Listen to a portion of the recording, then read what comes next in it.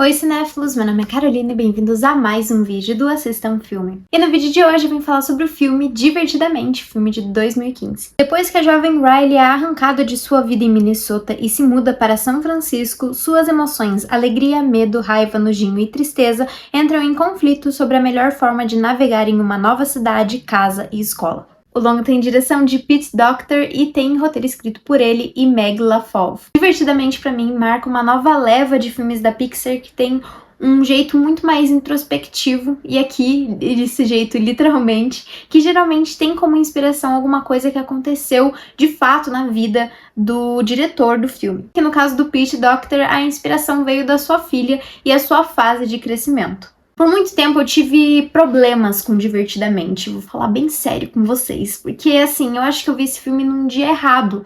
Talvez foi um dia que eu tava meio hater, eu acho, foi um dia que eu não tava tendo um bom dia.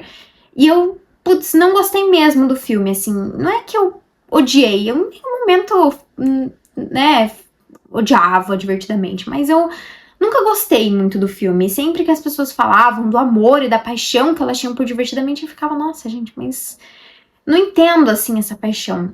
E, então, eu resolvi reassistir, né, pro segundo filme. Porque eu tava realmente muito hypada pro segundo filme e eu vou dizer pra vocês que eu gostei muito mais Divertidamente assistindo agora dessa segunda vez. Mas não se enganem, eu não amei profundamente, assim como todo mundo, mas eu consegui entender muito mais o porquê esse filme é tão legal, assim, e porque tanta gente gosta dele. O que eu mais gosto dentro aqui do filme são justamente as emoções, tanto a dinâmica que elas têm umas com as outras, né, e o fato de que todas elas podem ser positivas ou negativas, mas e principalmente o design delas, eu acho extremamente interessante. Justamente porque essas emoções se comunicam visualmente ali da personalidade delas de uma forma muito fácil, muito simples, né? Tanto é que o próprio diretor disse que cada uma dessas emoções foi inspirada em alguma coisa que remetesse a elas, né? Então a alegria é inspirada em uma estrela, o raiva é inspirado em um tijolo, a tristeza é inspirada em uma gota, o medo é inspirado em um nervo e a nojinho é inspirada justamente no brócolis, que é todo o caso que tem de nojo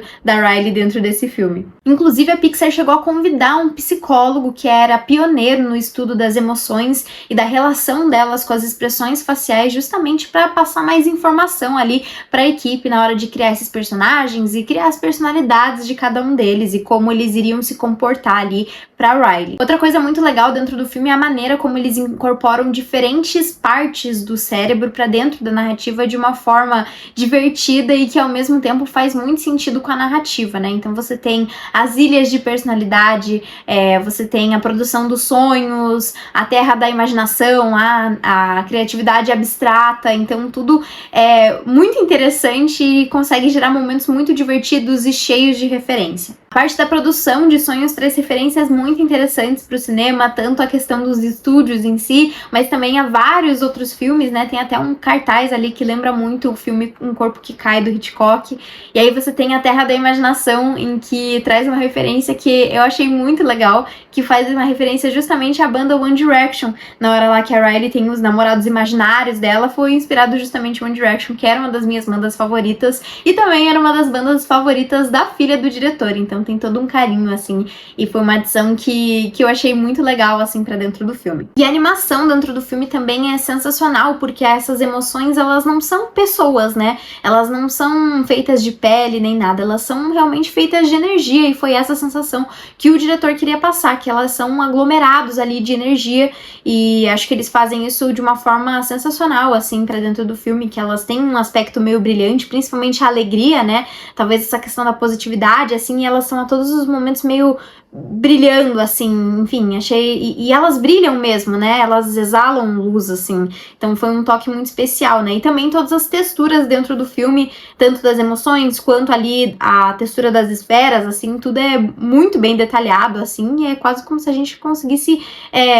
meio palpável ali todo aquele cenário. E a animação também se destaca quando os personagens passam ali pela criatividade abstrata, em que eles tomam diferentes formas, né, assumindo diferentes formas de animação mesmo, eu acho que é um momento muito legal. Mesmo as emoções, se tratando das emoções de uma criança, é muito fácil da gente se identificar com elas justamente pela simplicidade que essas emoções são retratadas. A gente consegue imaginar vários momentos em que a gente passou muito por aquilo, ou que a gente como criança passou muito por aquilo, e apesar de eu ter falado que elas são mostradas como, vai parecer meio contraditório, mas eu juro que faz sentido, elas são simples no ponto que a gente consegue se identificar com elas, e é aquilo que a gente imagina, como que a gente imagina raiva, como que a gente imagina o nojinho, é mais ou menos naquilo. Só que ao mesmo tempo elas são complexas a ponto de que elas mostram momentos que elas são positivas e momentos que elas são negativas. O medo, pra mim, é o principal exemplo disso, porque ao mesmo tempo que ele exagera e dramatiza em vários momentos, e o medo é uma emoção que a gente associa com algo ruim, ele muitas vezes mantém a Riley segura, ele tem uma função muito específica ali, de impedir que ela se machuque, de impedir que ela tome decisões erradas, assim, enfim.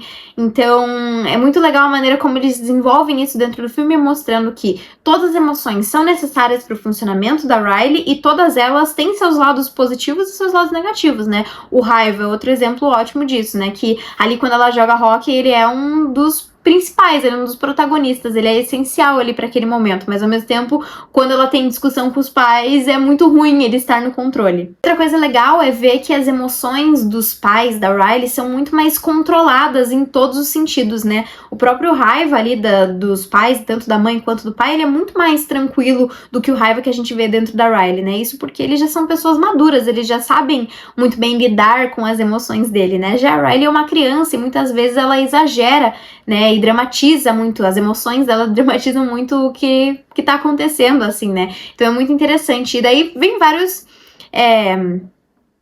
coisas pra gente pensar e debater sobre por que cada emoção controla, né, na Riley a gente vê que a alegria é a principal emoção que controla, já na mente da mãe é a tristeza, e eu fui dar uma pesquisada um pouco assim por cima, o que isso poderia significar, né, e muitas coisas apontaram que a mãe seria meio compreensiva, talvez, assim, mais as coisas, mas consegue se colocar mais no lugar dos outros, né? Essa coisa que a tristeza consegue trazer ali, por isso que ela tá no comando ali da mãe. Aí eu já não entendi exatamente por que a raiva, eu não senti que ele é um personagem, não é um personagem tão desenvolvido, né, quanto a Riley, enfim, mas não senti exatamente a raiva comandando ele, né? Talvez o medo, assim, não sei, eu vi pessoas falando que era o raiva por conta dessa super proteção, assim, da proteção da família, né, enfim, mas não consegui sentir muito isso dele, né. Mas talvez seja isso, né, justamente porque as emoções dele são muito mais maduras e muito mais complexas que as emoções da Riley e mais controladas, né, então talvez seja um novo lado, assim, do raiva, né,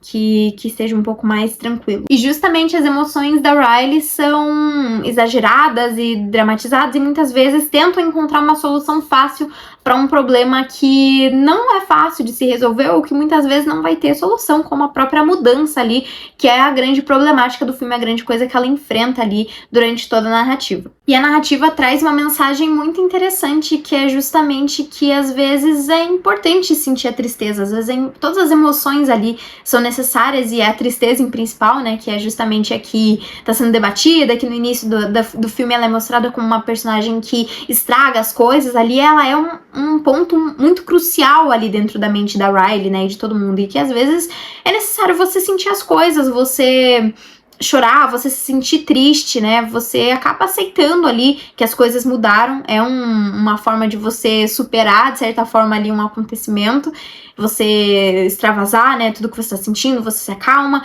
e também acaba deixando as memórias ainda mais especiais, né, então é uma mensagem diferente, assim, do que eu tinha visto até então, dos filmes da Pixar. Acho uma mensagem importante também, e é muito legal que, conforme a alegria vai cancelando cada vez mais a tristeza, assim, a Riley, de certa forma, vai reprimindo os sentimentos dela, né? Tanto é que, spoiler, né, pra quem ainda não assistiu o filme, mas enfim, chega no final e o controle máximo ali vai se tornando preto, justamente porque ela tá reprimindo ali tudo que ela tá sentindo, tá botando tudo pra dentro, porque realmente a alegria é um personagem que não deixa ali os outros controlarem, né? Esse é um filme que é uma viagem de amadurecimento tanto pra Riley, mas também pra própria personagem da alegria, que tem que amadurecer a ideia de que todos os outros ali são importantes para o funcionamento e que nem sempre você vai conseguir liderar as coisas e que as coisas vão sair da maneira como você quer. A questão da importância da tristeza é algo que é ressaltado dentro do próprio roteiro, já que a gente não tem um antagonista físico, e essa é a primeira vez no filme da Pixar que isso acontece. A gente não tem um vilão ali físico. O vilão, na verdade, seria justamente a mudança das coisas, né? Que é uma questão inevitável no crescimento que eventualmente vai acabar acontecendo. E o filme também fala como erros, como eles, assim como a tristeza, às vezes acaba acontecendo e acaba sendo necessário para justamente ter esse processo de amadurecimento, de aprendizado. E aqui a gente vê tanto a Riley cometendo esses erros como as próprias emoções, né? A própria alegria se mostra, por incrível que pareça, uma emoção muito controladora, perfeccionista, assim, né? E conforme o filme passa, ela vai aprendendo a dividir um pouco mais ali aquele espaço e entender que tudo ali é importante pro crescimento da Riley, né? Conforme eu fui assistindo o filme, eu fui entendendo cada vez mais por que esse filme é tão popular, por que ele fez tanto sucesso, por que tanta gente gosta. Que é porque durante o filme, você não só se identifica ali com o que tá acontecendo, com os momentos de alegria, de tristeza, de raiva, de medo, de nojinho. Você não só se identifica com esses momentos, mas você também sente essas coisas enquanto você tá assistindo o filme, né? Quantas pessoas se emocionam, né, durante esse filme, que sentem tristeza, sentem alegria nos momentos felizes, né? Sentem raiva, sentem medo das vezes que a Riley vai fazer alguma coisa que você não acha que é certo, né? Então é um filme que é muito fácil da gente se colocar 100% no lugar da Riley. E também a Riley é uma personagem que eu acho que é muito fácil de gostar, né? Eu não consigo ver ninguém assistindo o filme pensando, nossa, eu odeio a Riley, assim. Então acho que eles ganham muitos pontos por conta disso. E agora, indo para as minhas questões negativas em relação do filme, eu sinto que nesse primeiro filme, em vários momentos, dá a sensação que as emoções que controlam a Riley, não o contrário, e ela parece um robô e não uma humana, né? E isso é uma coisa que eu sinto que eles conseguem consertar no segundo filme, mas que nesse filme eu acho que é uma problemática. Em diversos momentos parece que as emoções que tomam conta dela. Talvez seja proposital para justamente mostrar essa fase de criança, né? Que ela não sabe lidar com as emoções, não sabe lidar com o que ela tá sentindo. Mas eu acho que dava pra ter sido trabalhado de uma forma melhor, assim. Nesse segundo filme eu gostei bastante da maneira como eles tocaram nesse assunto, dela ter realmente vontade própria, né? Outra questão, mas daí é 100% a minha opinião, e é que eu gosto muito mais do núcleo do raiva, da nojinho, do medo e da realidade da Riley do que do plot da alegria e da tristeza, que acaba sendo a linha principal ali da narrativa, né? Eu acho que as duas personagens, elas têm alguns momentos divertidos, mas em diversas vezes eu acho as duas insuportáveis, assim. Eu acho elas muito chatas, tanto a tristeza quanto a alegria. A tristeza menos até. Eu lembro que no primeiro filme eu achei a tristeza chata, porque eles têm essa intenção de você pensar, meu Deus, ela é uma personagem que ela estraga tudo e ela ainda é chata. Mas aqui pra mim a grande vilã foi a alegria. Meu Deus do céu, eu não aguentava mais, assim. Então, esse foi o meu problema do filme, porque todo momento que mostrava as duas, eu ficava só pensando, eu quero ver o que tá acontecendo ali com os outros, sabe? Que acabam sendo coadjuvantes ali da história, né? E eu acho que eles eram um núcleo muito interessante, né? Principalmente por mostrar a realidade do que estava acontecendo com a Riley. E outra questão, mas aí, ó, eu vou ser bem sincera com vocês, eu tô sendo chata mesmo, é 100% opinião. E aí é uma coisa que eu vou ter que investigar em algum momento, mas eu já assumi isso pra mim. Eu não gosto muito de coisas com tema de circo. Não é nem medo, né? Podia ser, ai, tenho medo de palhaço, mas eu não tenho. E eu não tenho memórias ruins no circo ou qualquer coisa. Eu só não gosto. Toda vez que eu penso em qualquer filme, assim, me dá zero vontade de assistir. E, infelizmente, essa é a vibe que o tal do Bing Bong me passa durante todo o filme. Ele tem uma vibe meio circense, assim. Não sei se são as roupas que remetem a palhaço, né? Essa coisa... Ai, e daí ele me desconectava demais, assim, da narrativa. Então, esse foi um dos problemas que eu senti tanto agora, assistindo recentemente, quanto quando eu assisti mais nova ali, quando lançou o filme. Por fim, queria falar da música do filme, que eu acho ela muito legal, porque eu acho que ela consegue com perfeição representar a questão do crescimento, né? É uma música que mostra muito ali o amadurecimento, assim, nos toques musicais, mas eu achei ela, por vezes, um pouco repetitiva demais, porque dentro do filme você basicamente tem ela e várias variações dela, né? Então chegou um ponto que ficou muitas vezes, assim, a mesma música, acho que também porque ela ficou famosa no TikTok, assim, eu já tava um pouco cansada, mas aí também, 100% opinião pessoal, né? Eu acho que a música é ótima, combina muito bem com o filme, mas achei que foi muitas vezes, assim. Acho também que o filme tem piadas muito legais, referências muito legais, tanto a coisas que acontecem na vida real, né? A própria piada da música do chiclete, assim, achei muito interessante, muito legal, assim. E tem piadas de referências de filme, tem uma referência de Chinatown que eu achei sensacional ali dentro do filme. É um filme, no geral, que é muito mais divertido do que eu lembrava que era. Eu assisti dessa vez ele legendado, eu realmente não lembro dele dublado. E achei que os dubladores são sensacionais, assim, principalmente do Raiva, acho que é perfeito, assim, perfeição.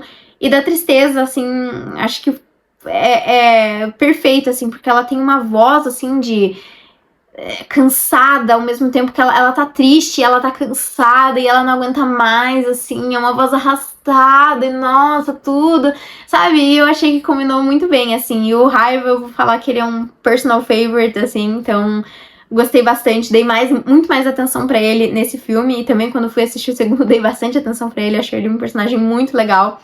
Enfim, é um filme legal, tá? É um filme legal, hoje em dia mais gosto do que desgosto, mas eu não colocaria ele num top 10, talvez? Top 10? Não sei, tem que pensar. Mas no top 5 definitivamente não. Desde Toy Story, representar sentimentos foi uma coisa que a Pixar soube fazer muito bem. Tanto os sentimentos bons quanto os ruins, né? Então você tem ali a lealdade do Buzz Lightyear e ao mesmo tempo você tem a inveja do Woody. São coisas que a gente consegue se identificar. Ambos esses sentimentos, sejam eles bons ou ruins, né? Eles sempre souberam muito bem desenvolver os personagens nesse quesito. E aqui, Divertidamente, eu sinto que eles puderam, né, desenvolver tudo isso que eles aprenderam ao longo dos anos e conseguiram ter um resultado muito criativo e ao mesmo tempo muito ousado, porque até então você não tinha filmes, né, principalmente de animação, que trouxessem esse tipo de história. Particularmente ele não é um dos meus favoritos, mas eu super entendo a popularidade do filme justamente pela identificação que a gente sente, não só com as coisas vividas dentro da vida da Riley, mas também e principalmente com as emoções que, embora boas ou ruins, né, elas são independentes do momento, todas elas são necessárias para o funcionamento da Riley. Mas bom, esse filme pra mim tem uma nota de 8.4 e ele tá disponível na Disney+. Mas então foi isso, pessoal. Se você gostou do vídeo, não esquece de curtir, compartilhar e comentar o que você acha de Divertidamente. Se você já foi assistir o segundo filme, o que você achou. E também deixar aqui nos comentários qual que é o seu filme favorito da Pixar. Então foi isso e até o próximo vídeo.